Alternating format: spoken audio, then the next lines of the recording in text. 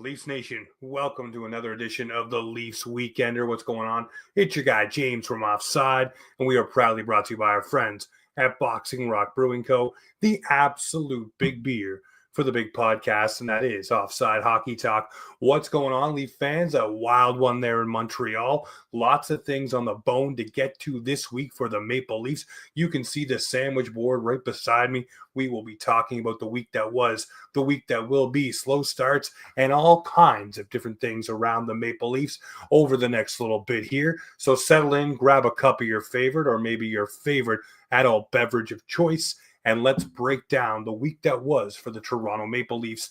Hey, last week, if you remember on this show, I said 2-0-1 for the Maple Leafs. Not too shabby. They came out 2-1-0. It's all right.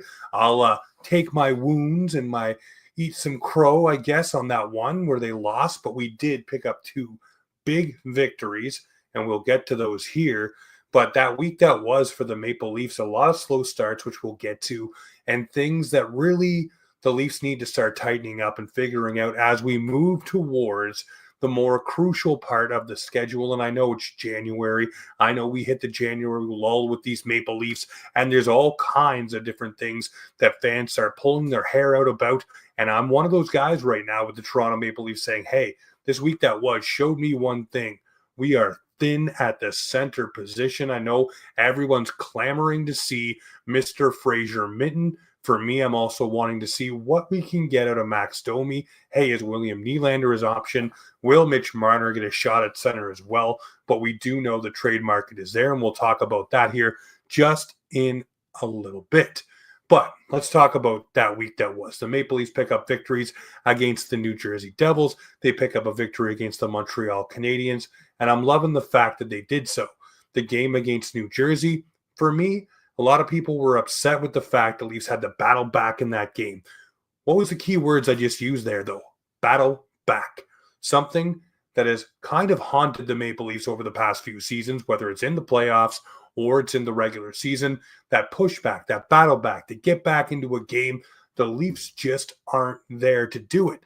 And against Sheldon Keefe and the New Jersey Devils, the Leafs found a way to continually get back into that game. And then, of course, William Nylander, left alone, goes in on a breakaway and wins it in overtime, solidifying the victory for the Maple Leafs. Loving it. Now, the Montreal Canadiens game, you can't tell me that's how the Leafs drew it up. I still like the fact, down 3-0, they start chipping away. They get the goal from McMahon, from Nye's stick, by the way. They get the goal from Robertson, and then the momentum starts to build. You see the train start to run, get on the tracks, and this team picks it up and keeps it rolling to get the victory against Montreal. But it was a slow start, and that's the concern for me. So let's look at the week ahead here for the Toronto Maple Leafs. We have 3 games on the docket starting on the Amazon trip, and we all love the Amazon broadcast. You can't tell me you don't, because the Maple Leafs on the Amazon broadcast are money in the bank. So we got the Tampa Bay Lightning, the Columbus Blue Jackets, and then the Ottawa Senators Saturday night, big game yet again. And a lot of people whispering in my ear saying, hey, if the Leafs play the Sens as their first round opponent, if they're able to hold the ground they have in the Atlantic and play the Sens first round, they may actually run the Leafs business. And I don't know about that. I always look back and say, hey, when it came to the regular season, or Sens and Leafs, the Sens always won the regular season battle, but it was the playoffs where the Toronto Maple Leafs would always up their game and say, see you later, Ottawa, sending them out of the playoffs. So Saturday night, I'm fired up for that game. Tampa Bay, well, it's a key Atlantic Division opponent. You want to keep getting those points and keeping that gap with Florida. So it's going to be a game, obviously, where Tampa wants to keep gaining points as well. They're in that thick mix with all those other teams that are trying to clamor for either the third spot in the Atlantic or to put themselves in a wild card position. So they obviously want to pad their stats. So it'll be a big game in that regard. And I do think we will see again Joseph Woll between the pipes on Monday night. On Wednesday against the Columbus Blue Jackets, this team is another one of those teams that's in that race right there with the points, trying to get themselves a footing in either one of the wild cards or to chase down one of the top 3 spots in their division. So I'm looking at the fact that the Columbus Blue Jackets are another hungry team, and we know they're very driven, obviously playing for their friend Johnny Gaudreau, and that is something that's driven this team, really putting them, I guess, head and shoulders kind of above the rest on the emotional playing field. And that's really something that the Leafs are going to have to deal with. It is going to be something the Leafs will deal with, of course. You go into Columbus, that is going to be a game, high emotions. I do expect to see a backup goaltender, what the Leafs call backup Murray, or it's Dennis Hildeby that is between the pipes for the blue and white. I do see them starting the backup goaltender on Wednesday night to give Joseph Woll a little bit of a breather. And then we got Saturday night, Battle of Ontario, hockey night in Canada, all eyes on the big game between the Ontario rivals. And yes, we can call it that because when these two teams get together, it is a game that definitely delivers. And one thing I tell John Trottier all the time, I hate the triple train horn when they score the goal, and he makes sure to jam that down my throat when the Maple Leafs start scoring at will. So, the Senators start scoring at will. That horn goes off a few extra more times. So, John, I see you. I know what's coming. But what's been plaguing the Maple Leafs this week, as we look at that week that will be, I'm calling a 2-1 week again. So I went 2-0-1. I'm going 2-1. I'm saying the Maple Leafs are probably going to drop the game against the Ottawa Senators. Regular season matchup between these two teams. Seems like the Sens always come out on top on those ones. So that's where I'm leaving that. I will say the Sens pick up the Saturday night, but the Leafs pick up victories against the Tampa Bay Lightning and the Columbus Blue Jackets. But let's get into the problem that's plagued the Leafs here recently is the first goal given up, but slow starts. Not being in the game, not being engaged. Now, you can look back at the Carolina game and say, well, James, they were engaged in that game. They did score 2 goals. They were ready to go. But the problem was, as soon as they got that comfort level, the complacency kind of set in. They took their foot off the gas, and Carolina ran their show. But it's been that way. They're giving up the first goal. They're spotting a team 3 goals. They are battling back. There is no quit in that room, like Matthews said. But the problem that I have is you shouldn't be behind that 8 ball to begin with. It is an absolute issue, and the Maple Leafs need to sort this out because you cannot be going in against teams now like Tampa or Columbus or even the Ottawa Senators and saying, hey, we can spot them a goal or 2. These are hungry teams that are clamoring for points, that are within playoff positions or in them currently, and they do not want to lose that spot. So they will be playing a high up-tempo game, and the Maple Leafs need to come on time, and that's on Craig Berube to get these guys ready and start them up so they're ready to play against these teams. So I'm looking for the slow start to go out the window this week and see what happens. One thing that I did like to see happen, we saw it a lot on his tenure here in Toronto, was Sheldon Keefe storming off the bench at the end of the game when William Nylander scored the overtime winner against the New Jersey Devils to give the Leafs the victory.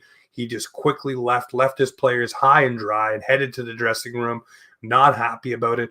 Listen, Sheldon Keefe did everything he could for these Toronto Maple Leafs. He couldn't get them over the playoff hurdle. His family still lives in the area. He's a guy that may come back to the Maple Leafs at some point in time, maybe as a coach or maybe as an AGM or a GM if he goes down that road later in his career. Toronto will always hold a special spot in his heart, but it did have a little bit of, oh, that feels good to see the Maple Leafs pick that up and to see him storm off, but not as a Maple Leafs coach, as the New Jersey Devils coach, because it seemed like some of the habits that crept into the Maple Leafs are now creeping in to the New Jersey Devils. And my guy Jim Berger will let me know if I'm right or wrong on that one when he checks out this episode. Listen, the Habs game last night, what can we say? You cannot spot any team a 3-goal lead, let alone a team that has guys like a resurgent on the power play, Patrick Laine, a Cole Caulfield, a Josh Anderson, who's always game to play the Maple Leafs and fired up to score goals against them. You cannot do that, especially in the Bell Center, where they get loud and proud. And you talk about loud goal horns, that's another one right there that really sets the tone for that building and gets everybody hyped up. The things for me in that first period, at least, were just disjointed. It seemed like another one of those games where you couldn't complete a pass. You couldn't figure things out. Woll gave up 3 goals. I know not all of them are his fault, but at the same time, you hope for saves. And boy, howdy, did we get some saves out of Joe Woll. And we'll talk about him a little later on in the show. But the Leafs, on those saves, were able to turn the game back around. And a guy that I really love, and I say this all the time on Twitter, shout out to my guy McCluskey out there. We have Matthew Nyes and Bobby McMahon as kind of a duo of power forwards who the Leafs can throw out there and use with some energy, and they can score some goals. And Bobby McMahon, with Matthew Nyes' stick, by the way, scores himself a goal, gets the Leafs to 3-1. Then we got Nick Robertson, another guy who's really, hey, come leaps and bounds, in my opinion, winning puck battles, winning battles along the board, getting the puck retrieval back, throwing his body around. He's not big, but he's trying to hit and trying to do all the little things to keep himself in this lineup and within the core group, and he's really doing well with that. So he scores that goal, and then the Maple Leafs, well, you know what happened from there. End up scoring the converted touchdown, the Maple Leafs 7-3 over the Habs, but it was a game where they didn't quit. And a lot of people said it turned on its head when Ryan Reaves challenged Arbor Jackeye, and Jackeye shrugged him off and pointed up to the scoreboards. Well, we all know about the hockey gods, right? They giveth, they taketh away. Well, on that night, they took the win away from the Montreal Canadiens and gave it to the Toronto Maple Leafs, because that right there, a little bit of showboating and hot dogging. Everybody's looking for the show between Reaves and Jackeye. At that point, I guess Jackeye thought there's no point fighting. Why give the Maple Leafs any momentum? Why shift anything? Well, it kind of did shift anyways. And again, I go back to also William Nylander earlier this week talking about the 3-game slide and saying, hey, it's a 3-game slide. I don't see what the big deal is. Then came out and backed it up in the New Jersey game, backed it up in the Montreal game. So he really set the tone. Again, the hockey gods upstairs, hey, they must be on William Nylander's side, because he came out, he said the right stuff, walked the walk, talked the talk, so to speak, and got the job done. Now, someone for me who's not getting the job done, and you may want to skip over this part, but for me is Ryan Reaves. I'm sorry to say it. He's admitted himself he has not had a fight this season. Also, not really throwing the body around. It's not the same Ryan Reaves that we saw the tail end of last year, like the last half when he came back from his knee injury. That Ryan Reaves, sign me up for that Ryan Reaves. There was energy, there was the barking, there was the hitting, there was the fighting. Everything you expect out of Ryan Reaves was there. It was right in your face, ready to go, get you excited, fire up the bench, fire up the boys. He was there tail end of last season. This season, I'm not seeing it. And I look back on when we had Wayne Simmons in this lineup, and we talked about Wayne Simmons and said, hey, once he hurt that wrist, he was really ineffective as well. He came back and was not the same guy. The physicality wasn't really there. The fighting wasn't there, but also he was known more for points and being a net front presence kind of guy and all those good things that Wayne Simmons brought, but he was on the tail end of his career, but did not have any of those things going. And they gave the Wayne train a lot of leash and wanted him to work out and fit in with this lineup. I'm wondering if we ran out of leash with Mr. Ryan Reaves. I say this with all due respect. I love Ryan Reaves. I love the energy. Maybe he's still a locker room guy. Maybe still around the team, a la Jake Muzzin when he was hurt. But maybe Reaves just isn't in the lineup, and he's just there to help fire up the boys or whatever it is. Maybe he spots in for a game here and there and very few between. But for me, I'm saying that Ryan Reaves has been surpassed. I'd rather see a Nikita Grabankin. I'd rather see different guys get a shot on that fourth line that brings some moxie, jam, and energy. And I'm not just talking about Connor Dewar. Go and bring me a Steves. Go bring me someone else.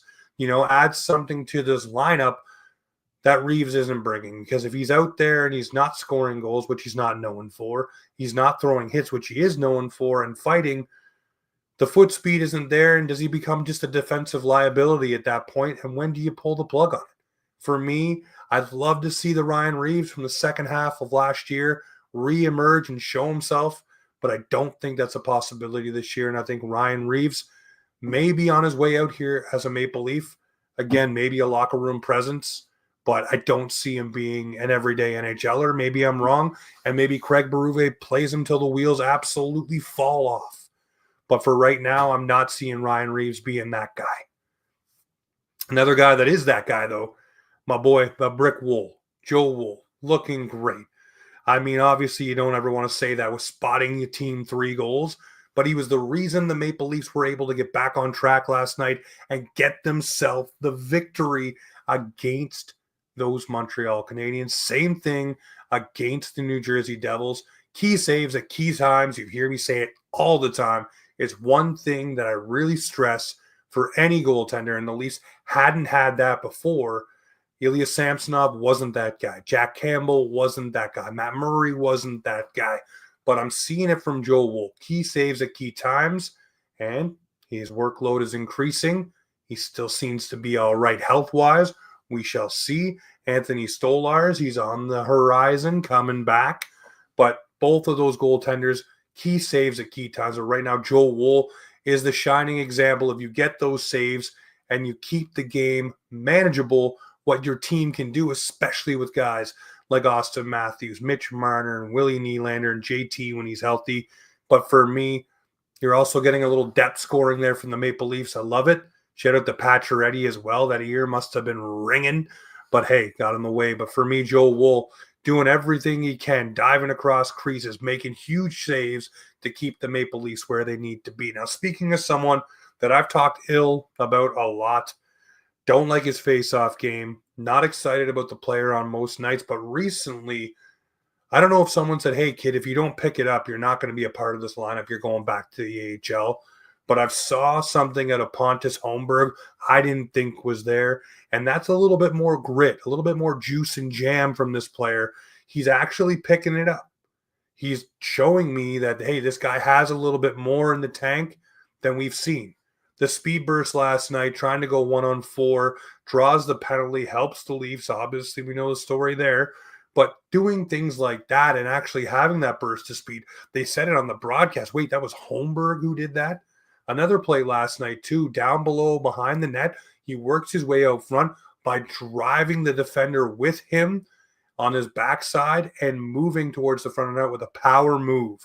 Don't see that much out of Holmberg. But the past 3 games, I've really taken notice to his skating ability and the way that he's been able to handle and move the puck really has caught my eye. And if this is the Holmberg that's going to come on here at the second half and really maybe take the Bobby McMahon route of last year and cement himself as a roster player for the Maple Leafs, I'm all for it. But it all has to translate into things. But if you're drawing penalties and creating chances down low, I like that out of a guy like Pontus Holmberg, and I want to give him his flowers for that because, honestly, it makes a whole heck of a lot of sense if that guy can play. He's a cheap contract in your lineup and can do things. I'm in for it. Still got to work on that face-off game, though. I'll never let that go. And then it comes to what do? We obviously see the Maple Leafs are paper thin at center. Matthews looks healthy right now, but we all know something can flare up. And then all of a sudden you don't have him and you don't have John Tavares after the freak injury there at practice, splitting the groin like a wishbone. That's what it looked like to me with Tanev dragging 1 foot one way and his body going the other. Did not look comfortable. I had a little bit of an uncomfortable watch seeing that video. So I look at the Maple Leaf center position and say, okay, trades to me, you trade now.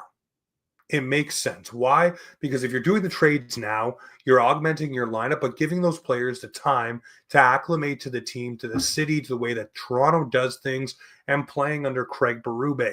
Now, a guy that I've been beating the drum for this year, Yanni Gourde. Why do I want Yanni Gourde? Well, he's going to be good on your penalty kill. He's a guy who can come in, play up and down your lineup if you need him to. He can score. He's been in big game situations. He understands his role very well. And he's also a guy who's outspoken about playing the right way and doing the right things. But I want to know from you, Leafs Nation, you're listening to this, drop a comment in this one. Let me know, who do you want the Maple Leafs to pick up? I want to hear about it. Because for me, it looks like a Yanni Gourde. Maybe a Scott Lawton with some term, but maybe if Philly's going to creep themselves towards a playoff spot, you never know what they're thinking over there. Another guy that's been thrown around, Sean Kuraly. another guy who can definitely be your probably fourth line center, but would replace David Kampf, in my opinion, and has a little bit more grit, juice, and jam in his game that could really translate for the Maple Leafs. They need energy players. When you come to the playoffs, you need those energy guys to really grind through things, and Corrali's another guy who can do that for you. Then you look at defense. We are back to the age-old thing. We need someone to play with Morgan Rielly, and if that's Connor Murphy or someone else that's out there that we haven't thought of to play with Morgan Rielly, we all thought Chris Tanev and Rielly was going to be the pair. It ended up not being the pair for the Toronto Maple Leafs. So you got to find someone to play with Rielly. We're good in net. Most of the rest of the defense seems okay. Myers probably will not play next game. Was stapled to the bench for a little bit. Simone Benoit, definitely going to be a guy that probably comes back in. And then a guy like Steven Lorentz as well. The Leafs obviously want to extend this kid. His stint on the first line, he was so excited, did not last well. Also got stapled to the bench. But he's definitely good in your bottom six. Definitely good on your fourth line. High energy, hard worker, grinder, definitely could work for the Maple Leafs long term as a fourth liner option. Cheap kind of deal, 1.75, maybe 2 over a 3-4 year deal. I wouldn't complain about it. If he brings that jam and that play that he plays with and the energy and just the overall positivity and spark and, just brings a little bit of charisma, shall we say, to the Maple Leafs lineup. But I would ship David Kampf off the door yesterday. I still would. When he first got here, it was great. The faceoffs were great on the penalty kill, chipping in on the offense a little bit. But now David Kampf is not that guy to me anymore. And the Leafs have 6 different players who probably could replace him on any night. And we will see a little bit of Fraser Min. But yeah, paper thin down the center is the key here. Maple Leafs definitely need to get a couple of centers in there with NHL experience, a couple of veterans. Maybe you get Yanni Gourde and you get yourself Sean Corrali.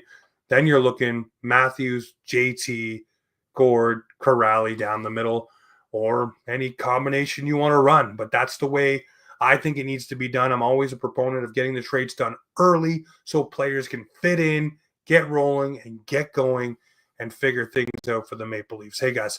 We've been hanging out for a little bit here. This right now is brought to you by our friends over at Boxing Rock Brewing Co. Go give them a follow. Go shout them out. They are absolute beauties for sponsoring the show. Love the Puck Off Lagerdale. It's the absolute big beer for the big podcast. And speaking of, it is time for the Boxing Rock Bearded Blue Warrior. We used to do this all the time. I got to find one of the beards, toss it on. The beard is weird, but my Boxing Rock Bearded Blue Warrior this week is going to be none other than Chris Tanev. And I got to say, this guy here blocks shots. Nobody has business blocking, whether it's with his body, head, neck, arm, leg, torso. It doesn't matter. He takes the shot, and if it hurts, he goes and shakes it off, walks down the tunnel, and comes back. I don't understand how he does it. I hope it rubs off on some of the younger Leaf defensemen. I'm looking at a Cade Weber saying, hey, that might be the guy to be Tanev light for the Maple Leafs. Just blocking shots is what I hear he does down in the AHL. But for me, he does all those things for the Maple Leafs, blocking all the shots, a steadying force on that blue line. Him and Jake McCabe together have formed a Maple Leaf shutdown pairing that we have not seen in a very long time. And I'm very excited to watch them grow together and play together as they are both signed now long-term by the Toronto Maple Leafs. So I want to see what they can do.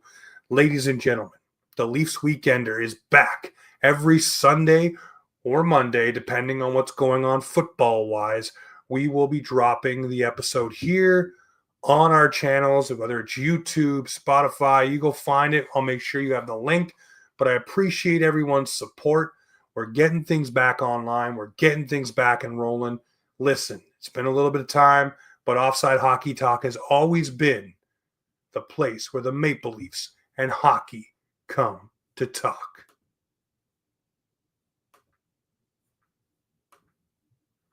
Woo!